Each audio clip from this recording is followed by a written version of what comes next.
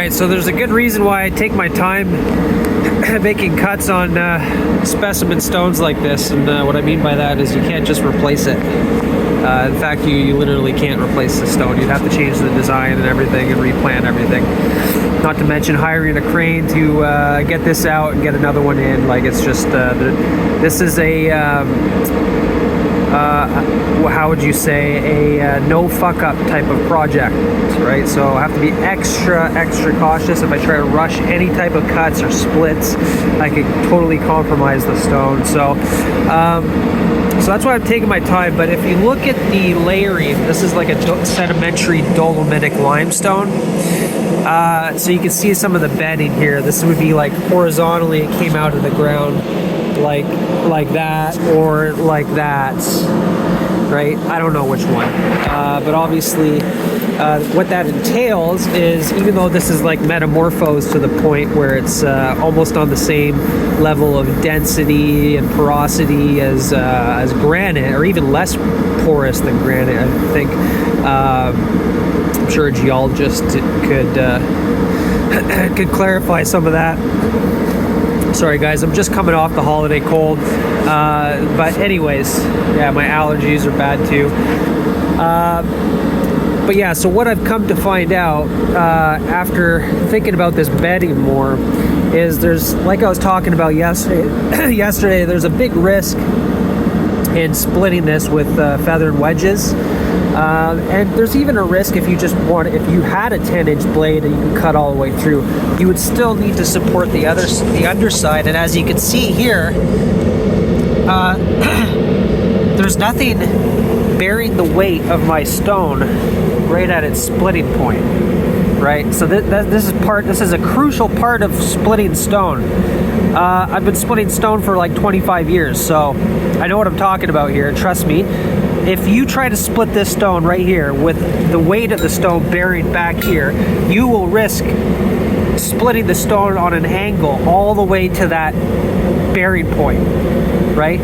In that general direction. Almost guaranteed that is what would happen with a sedimentary stone like this that's layered like this and naturally wants to split off the bed, right? So it's going to split in a kind of a checkered pattern. It might just take one clean sheet right off to the point where it's bearing here, right? And once you've opened up that layer, you risk it spreading throughout the rest of the stone.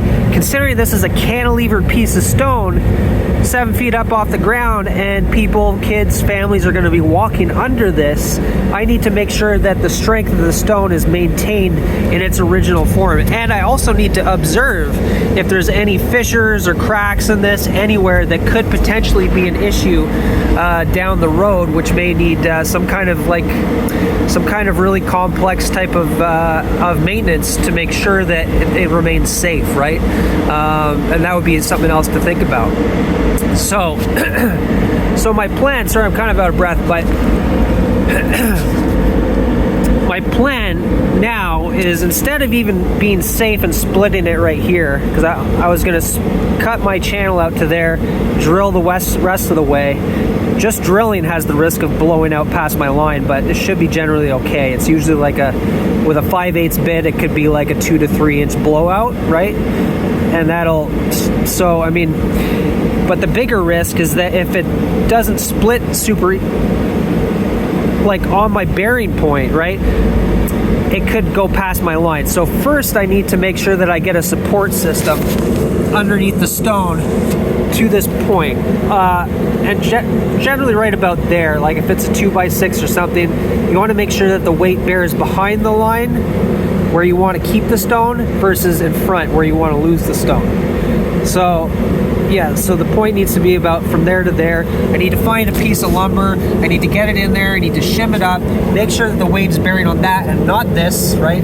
Because if you have multiple points where the stone is bearing and the stone is not perfectly flat, it's never technically bearing on more than like 3 points. That's why I have a plan here. I had a plan for just like a 3-pointed jack system to lower and raise the stone, but that's going off on another tangent. So for now, the plan to split this is gonna be, I'm still gonna drill it, I think, but I might drill it further away, or I might take off some of the weight, because this is a lot of weight back here, and the more weight that I'm splitting off, the more risk there is of a screw up going further back into the stone. You want to minimize that. So if I can get rid of some of this weight potentially, then I might feel more comfortable splitting with feathers and wedges, but I'm definitely going to have something bearing the full weight of the stone here, so it kind of secures it during the split. So I'll keep you updated with the next steps. Right now I'm going to clean out this channel and set my drill marks, and then find a piece of lumber, and I'm not going to drill into the stone until I figure out my piece of lumber, getting this thing off safely. And right now it's pretty close to the wall too, so like I need to brace it, so it's kind of a complex split. Keep you posted, stay tuned, see you next time.